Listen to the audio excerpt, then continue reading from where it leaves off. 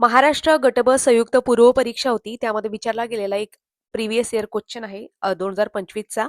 तर तो क्वेश्चन आज आपण इथे अनालिसिस करणार आहोत. प्रश्न आहे, एबीओ रक्तगटाचा शोध रिकाम जागा यांनी लावला, असा प्रश्न विचारला आहे. यामध्ये ऑप्शन काय काय दिलेले आहेत. ऑप्शन मध्ये आहे विल्यम हार्वे, डिस्कॅटेलो, स्टर्ली आणि कार्ल लँडस्टेनर. तर या प्रश्नाचं योग्य उत्तर आहे कार्ल लँडस्टेनर.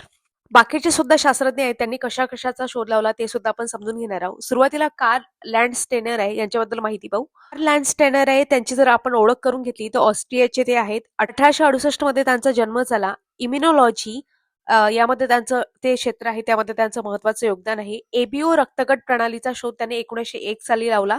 त्याच्यानंतर RH फॅक्टर यांच्या शोधामध्ये सुद्धा त्यांचं योगदान आहे. यावर बऱ्याच वेळा प्रश्न विचारून झालेला हा एक PYQ आहे, प्रिव्हियस इयर क्वेश्चन मध्ये विचारून झालेला आहे. बाकीचे शास्त्रज्ञ पाहू त्यांनी कशा कशाचा शोध लावला ते सुद्धा तुम्हाला समोर आयोग विचारू शकते. हार्वे आहे, त्यांच्याबद्दल सुद्धा प्रश्न विचारून झालेला आहे. विल्यम हार्वे यांनी रक्ताभिसरण जी काही संस्था आहे त्याचा शोध लावला. सर्क्युलेशन ऑफ ब्लड हा सिद्धांत त्यांनी मांडला. हृदय हे पंप सारखे कार्य करते हे त्यांनी प्रथम स्पष्ट केलं.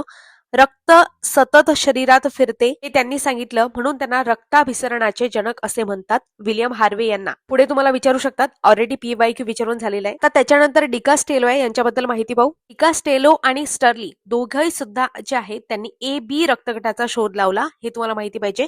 ज्या वेळेस आयोग ABO रक्तगटाबद्दल बोलते त्यावेळेस कार्ल लँडस्टेनर हे त्याचं उत्तर होईल, आणि ज्यावेळेस फक्त AB रक्तगट आहे त्याचा शोध कोणी लावला त्यावेळेस स्टर्ली आणि डिकास्टेलो हे दोन शास्त्रज्ञ त्याच्याशी संबंधित आहेत.